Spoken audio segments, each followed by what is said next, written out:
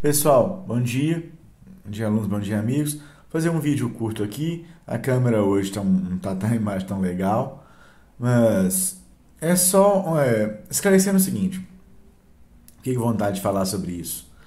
Sobre um vídeo que o Jones Manuel fez sobre a Carta dos 100. A questão do PCB, PC do B. Tem uma questão histórica sobre a Carta dos 100, no começo dos anos 60 ali. Então, achei um pouco desfocado falar essa palavra aí. O que ele diz ali. É importante lembrar, então, essa memória histórica do PCB que está fazendo 100 anos agora. Esse racha do PC do B com o PCB é um primeiro de muitos rachas que levaram à irrelevância praticamente, à perda de forças, de ímpeto, de significação do Partido Comunista Brasileiro, no decorrer dos anos 60, 70 e 80. Então de uma grande relevância. O que aconteceu ali? Então, a partir de Khrushchev, que sobe em 56, há uma guinada em relação ao período anterior do Stalin. O que mais representa isso, em termos ideológicos, é o chamado relatório Khrushchev, que é um relatório falando de crimes de Stalin e combatendo, na verdade, o grupo de Stalin que permanecia no partido, que a partir disso foi definitivamente expulso e colocado à margem em prol desse grupo de Khrushchev, um grupo mais burocratizado. O grupo dos velhos bolcheviques foi afastado. Tinha Kaganovich, Molotov e alguns outros que eram companheiros de Lenin e Stalin. A partir daí, então, o capitalismo foi restaurado aos poucos na União Soviética.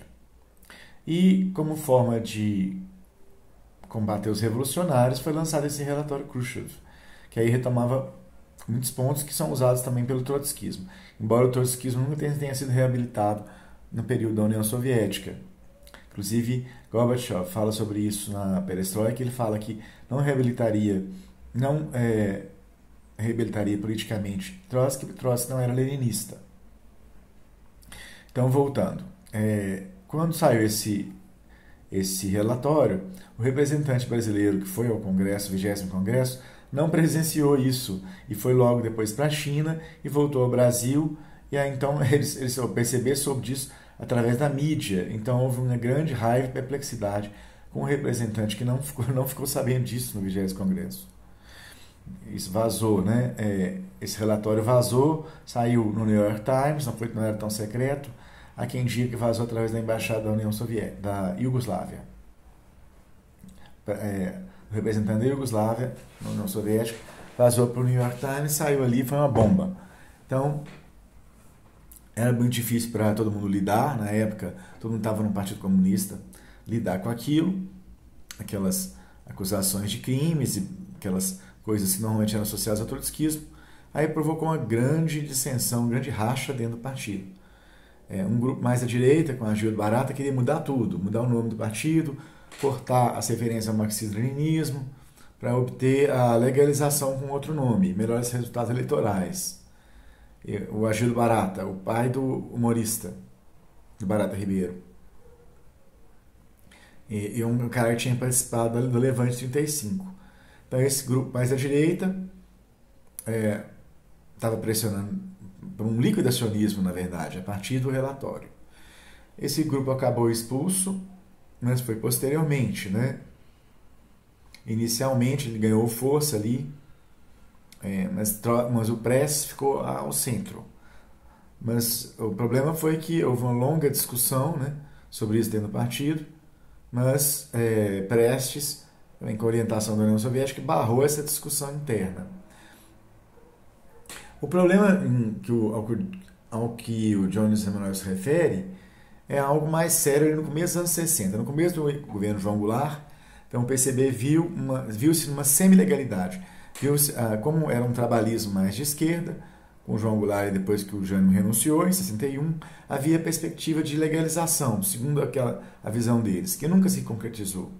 Porque na lógica da Guerra Fria, os partidos comunistas eram grande parte postos na ilegalidade, principalmente na América Latina.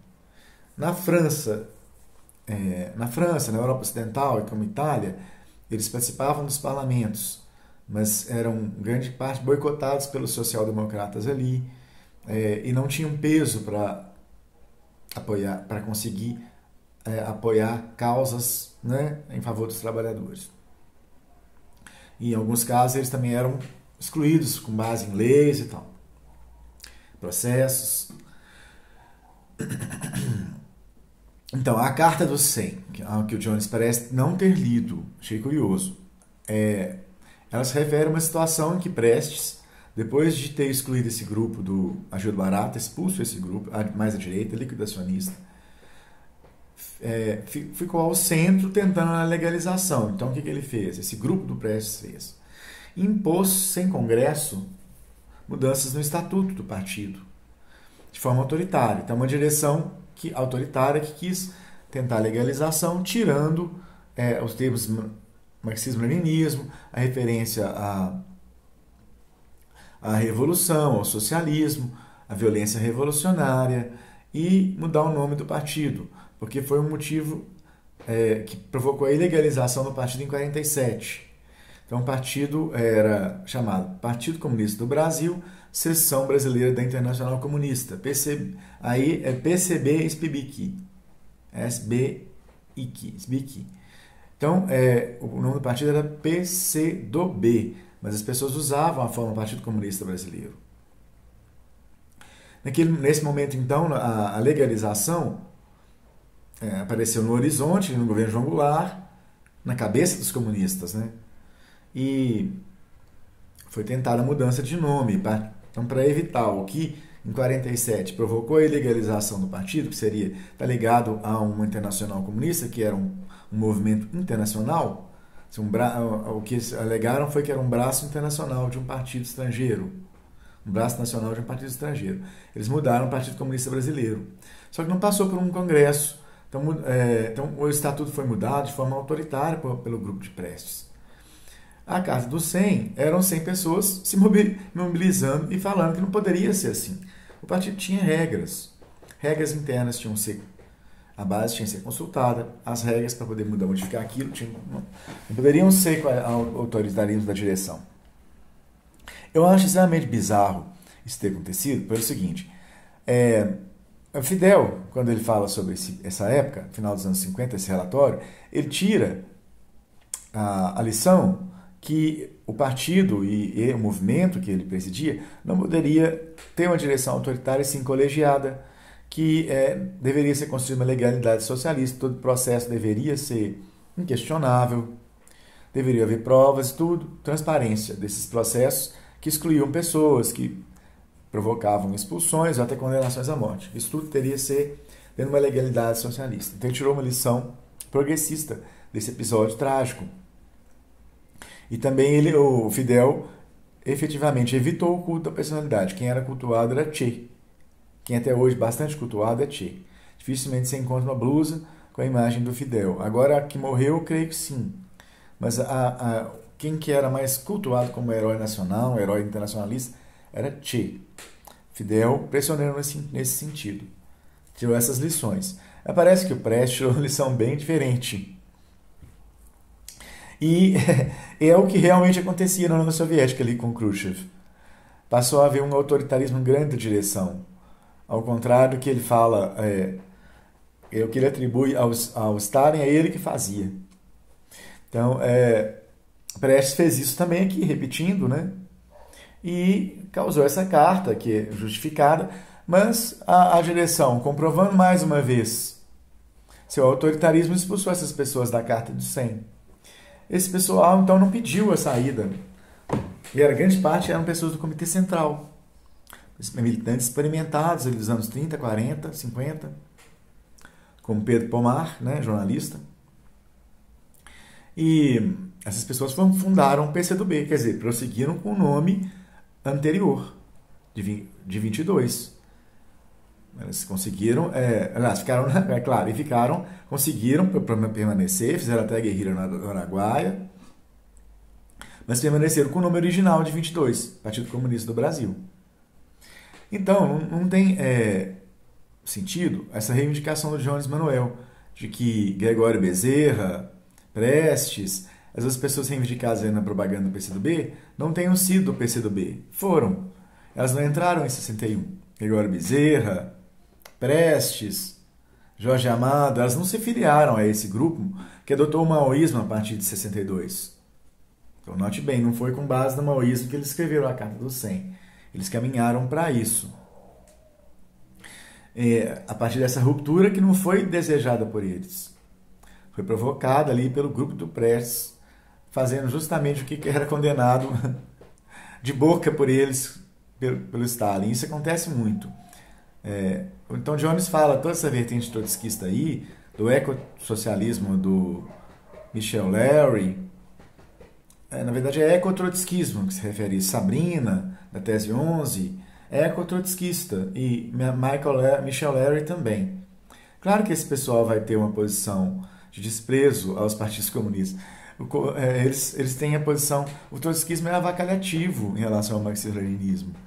Então, se for analisar, claro que eles vão ser contra os partidos comunistas, porque no decorrer dessa história vai ficar evidente o papel nocivo, destrutivo do trotskismo. Isso é evidente.